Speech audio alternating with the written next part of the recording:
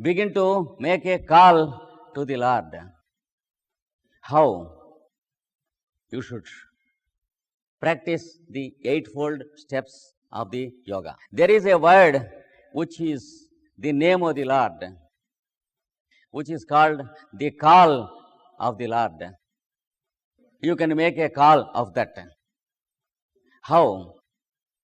Sit down in a calm place, select the same place every day and the same time every day, and make yourself physically and mentally clean, and sit down in a convenient posture and close your eyes and see that every muscle and every nerve in your body are relaxed, and then begin to regulate your respiration. Once again establish the rhythm and the music in your respiration, which was there once in your childhood and which you lost when you are grown up. How is it you lost it? Whenever you are in a hurry to catch a train, your respiration was disturbed. Whenever you are agitated that your office time is, it is time for office, then you have rapid respiration. Whenever you are angry, your respiration is disturbed. Whenever you are jealous, it is disturbed. Whenever you are suddenly afraid of something, it is disturbed.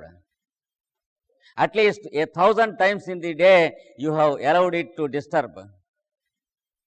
And through these years of 30 or 40 of your age, you have disturbed the respiration many thousands of times. And the disturbance has formed a habit and it established in your respiration. Now once again you have to establish the original rhythm and music.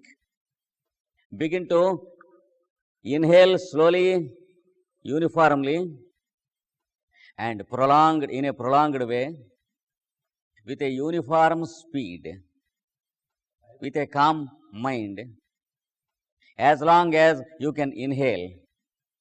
Then begin to exhale in the same way.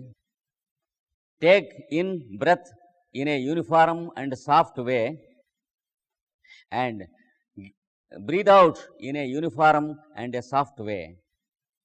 And while breathing out, you think of your respiration and its movements.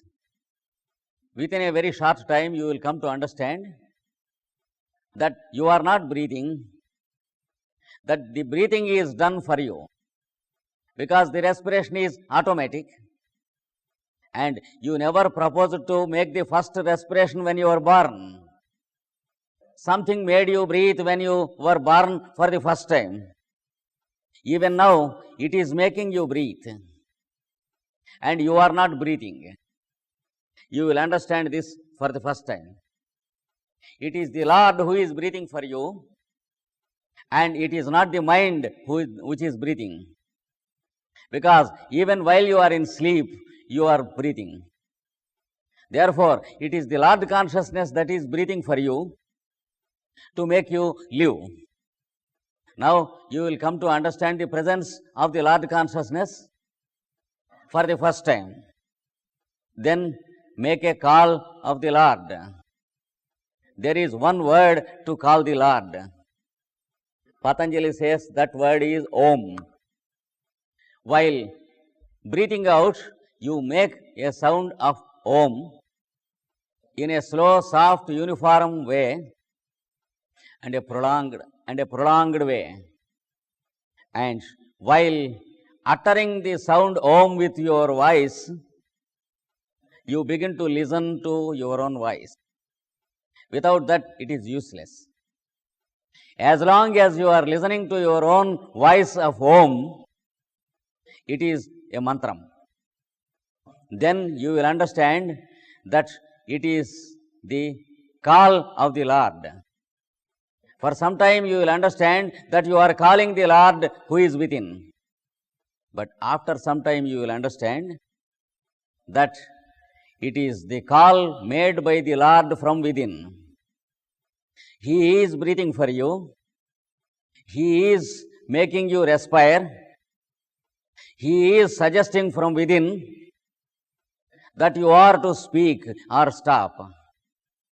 He is suggesting from within that you are to make your voice expressed.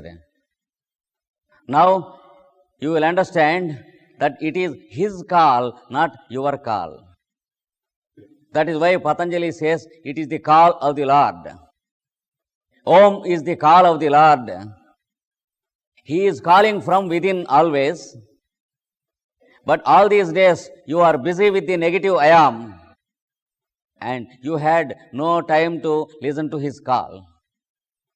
Now, when once you begin to make an utterance of Om every day at the same time and in the same place, according to the given instructions, you will listen to the call of the Lord, and mentally you will approach the Lord.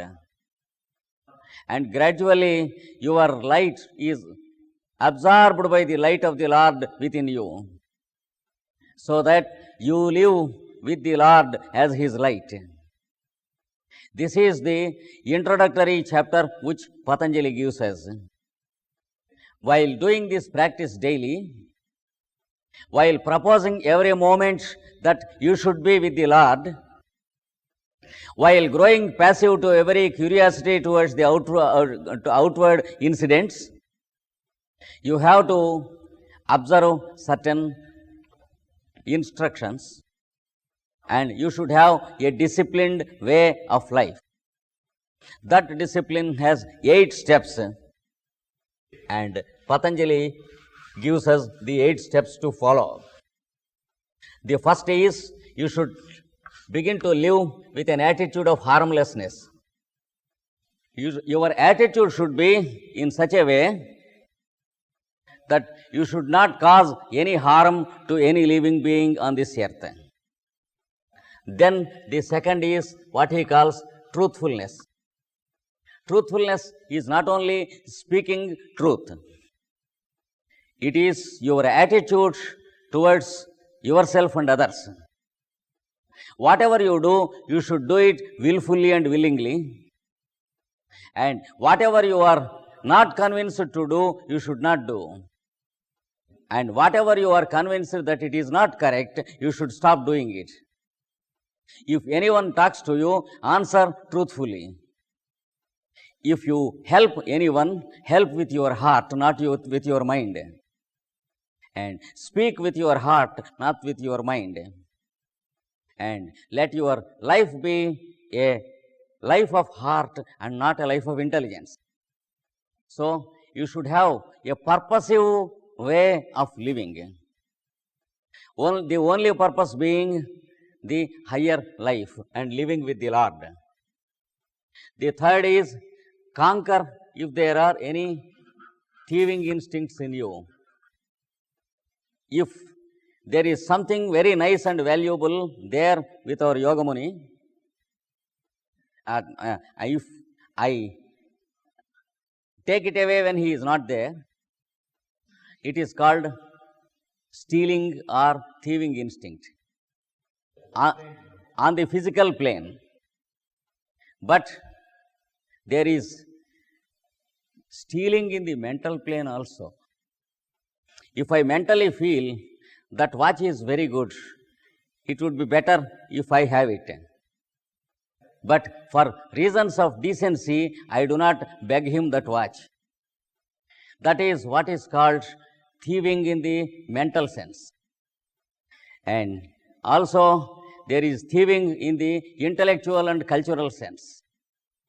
If my friend speaks wonderful sentences in a lecture, if I note down those sentences and go to India, use those sentences in my lectures, so that the people say very good, very good, I pose that as if I spoke those sentences, or if I use those sentences in one of my book, in such a wonderful way that my friend cannot detect it. That is called stealing in the cultural and intellectual plane.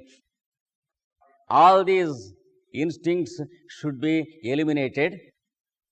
It becomes easy for us when we begin to utter Om daily, because the Lord removes the obstacles on our path. How? Always obstacles exist only in our mind, not outside.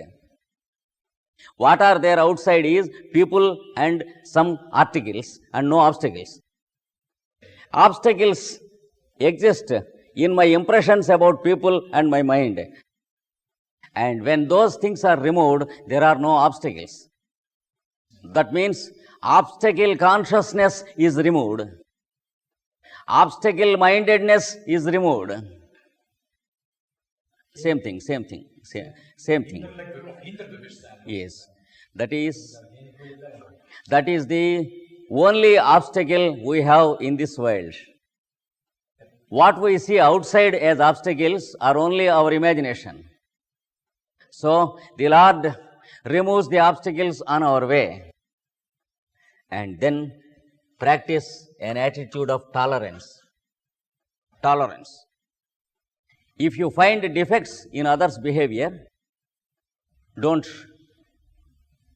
take particular care of them unless he wants you to suggest and rectify. And if there is something good and virtuous in others' behavior, make a hearty admiration of it. Admiration, yes. And also make an vocal appreciation without any complex. And make a hearty attempt to copy it. Take delight in narrating the good incidents of others many times. If you want to point out any faults in others, don't do it in his absence with others. Do not comment anyone in his absence. And in the absence of others, you call him and tell him what you feel wrong. This is what he calls the first step. The first step includes all these items. Then the second step, practice austerity. That is a pure way of living, and regularize the items of your routine, and keep the body and mind clean and pure, and daily make it a point to read from one of the scriptures. It is the only way to approach the Lord into yourself. Let it be one sentence or one paragraph, and read and think about the meaning and import of a scripture. And then daily utter Om and listen to it according to the instructions. These things form the second item. Then you practice to establish stability of mind by observing your own respiration, every movement of your own respiration. Then the mind gradually begins to withdraw to your heart. The mind exists in the brain cells normally, whereas the Lord consciousness exists in the heart center. By daily thinking and observing your own respiration, you are bringing your mind to the Lord center, the heart center. Gradually, day by day, the mind approaches the Lord. That is, the negative I am begins to approach the positive I am. And finally, he comes and joins the Lord in the heart. The activity of respiration is called pulsation or prana. Mind and prana will become one.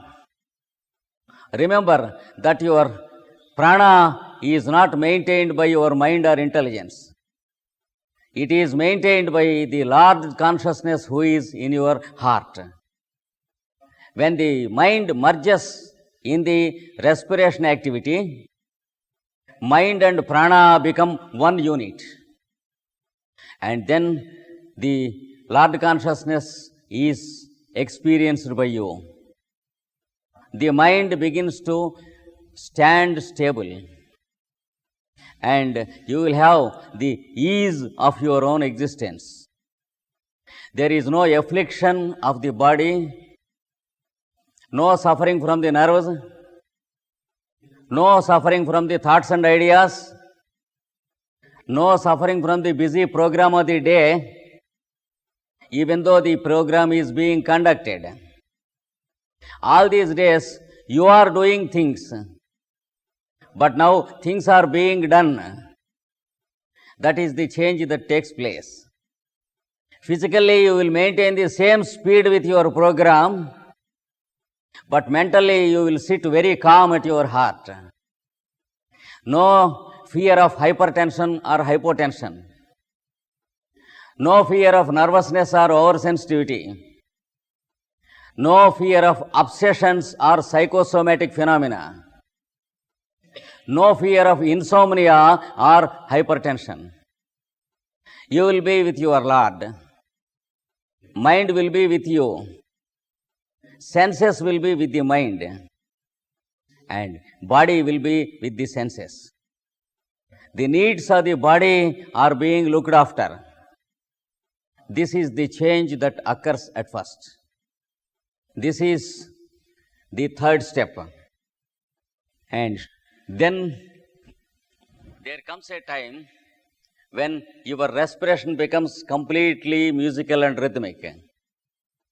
When your mind merges in your prana, your pulsations will become regular. The Lord consciousness, which is making these pulsations of respiration, will shower its grace upon the respiration. And when the mind is totally merged like this, when you experience perfect ease and stability, then automatically your respiration stops. That does not mean there is any danger. You will be living more comfortably than previously. You will be more conscious than you are previously, and your consciousness is simultaneously working in all planes better than previously. This is what is called pranayama. In the pranayama of Patanjali, the respiration stops. You are not expected to stop respiration in the name of Kumbhaka. It may be correct, and some schools of yoga may prescribe it. And as far as Patanjali is concerned, we are not expected to make any Kumbhaka, that is, forcing the respiration for some time. We are expected only to regulate the respiration, and automatically the respiration stops. You will be happiness and ease inside. Until you call the mind outside once again, the mind will not come out into the environment. The moment you call the mind once again out, respiration automatically begins. This is what happens in the pranayama of Patanjali. And then you can call the mind from the senses anytime you like, simply by following the process of these three steps. That is, the process of making the respiration uniform, soft and slow, observing your respiration as long you are respiring, and uttering Om and listening to it. By doing this within a few seconds, You will be able to call the mind into the heart anytime you want. This is the fourth step called pratyahara, or the absorption of the activity of the senses into the mind and the activity of the mind into the Lord. After some time, you are expected once again to turn to the outer world. Now, you apply this state of existence to something you prescribe. Previously, the mind was wandering in something which you did not prescribe. That is the environment. But now the mind stands with you as your faithful servant, and you are expected to prescribe something to the mind for the next step of practice. For example, you can take a sentence from any scripture. For example, the Gospel, the Sermon on the Mount, or the Voice of the Silence, or the Bhagavad Gita, or a mantram in Rig Veda, or the Gayatri mantram. Take any sentence from any scripture you like. Apply this state of mind to that sentence. The mind stands with that sentence without moving hither and thither, and you will receive the light of that sentence. You will receive the Lord who is existing in that sentence. And afterwards, you can apply it to any picture of the Lord. For example, the picture of Lord Krishna, or Lord Buddha, or Lord Jesus doing something good to the world. The picture stands as long as you want, and it reveals the secrets of the Lord as long as it is with you. It begins to shed its light upon you. This is called, what is called, dharana, contemplation. Then the next step, when you apply your mind to a picture or a sentence, you will be able to enjoy the Lord and nothing else at all. And even though you apply it to a piece of chalk, it will be no more a piece of chalk to you in your contemplation. Within a few seconds, the piece of chalk becomes molecules, a group of molecules. Molecules become atoms. Atoms become the isotopes. Isotopes become the vibrations. Vibrations become the content of the space. That is the Lord who is existing everywhere. You can meditate, you can contemplate upon the board. Everything that is made up of atoms is understood as the Lord manifesting Himself in the form of atoms. That is the next state you will get. And then after some time, the object of your meditation will exist, and you will not exist. That is the next step that takes place. Of course, you would have experienced many times in your life previously also, but you did not know that this state is so very valuable. When you had been to a musical opera, and when the music is quite to your satisfaction and taste, and if the musician is doing splendidly, this change has occurred in you. At first, when you entered the opera and began to listen to the music, you have three items with you. The one who is observing or listening to music, The second one, the musician who is singing. And the third is the process. Whatever we do, we have these three items. If we are listening to something, we have the person who is speaking, we have the listener ourselves, and the process of listening. When you are eating something, you are there as the person eating, and the food is there to be eaten, and the process of eating is there. These three items exist inevitably as long as you are existing with the negative I am. But in the eightfold process of Patanjali Yoga, when you are meditating upon the piece of chalk, you will lose your own existence. Just as in the opera, during the first 2 or 3 minutes, you are seeing the musician and sometimes his face also, and if he makes some gestures, you are laughing also sometimes. But after a few minutes, he is not there, music is there. Even though your eyes are open, his face is not seen, because you are listening to music and the person is not there to you. Such a change occurs in you also. And after the next few minutes, you will not remember that you are listening to music. Only music exists.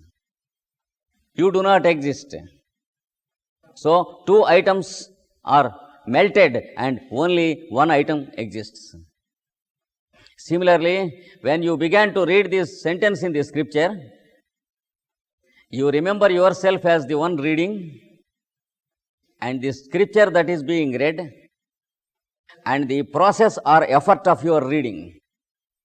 But when you approach through this process, the idea of your reading is already gone. Only two things exist: yourself and the Lord in the form of the sentence of the scripture. And in the next step, you are not going to exist. Only the object of meditation is existing. That is, if you meditate upon the sentence, I am the way, then you will not be there. The Lord and His way will be there in the name of I am. Because you are also the same I am who is meditating, illumined by the I am of the Lord, already at the feet of the Lord. So, the object of meditation exists and you will stop to exist. That is the next step, seventh step, called meditation, dhyana. That is meditation. When the object of meditation exists, when the effort of meditation does not exist, when the person who is meditating does not exist, then it is meditation. It is possible very easily by following the Patanjali's process. That is, uttering Om and listening to it. And in the next step, next change occurs. When you are applying meditation upon this piece of chalk, only the object of meditation exists. You do not exist as the observer, but the observation does not exist. The effort of observation does not exist, but the piece of chalk exists. And its name goes away from your mind. The name piece of chalk will go away, but the object exists. The shape of the chalk will go away from your mind. The object exists. The white color of the chalk will go away from your mind. The object exists. Everything disappears from your mind except existence. What exists is only the Lord. Even if you apply your meditation to the piece of chalk, it is only the Lord who is existing. Even if you apply to the blackboard, the name of board will drop off, but the object exists. The green color will disappear, the object exists. The shape will disappear, the object exists. Then the object is only an illumination. The rest of the things are illusion of the eye. So the illusion disappears and the existence exists. That is what is called attainment, the eighth state. It is called samadhi. And don't think these stages occur to you one after another. Don't think that after some time meditation occurs to you and after some time attainment occurs to you. When you once submit yourself to the discipline prescribed by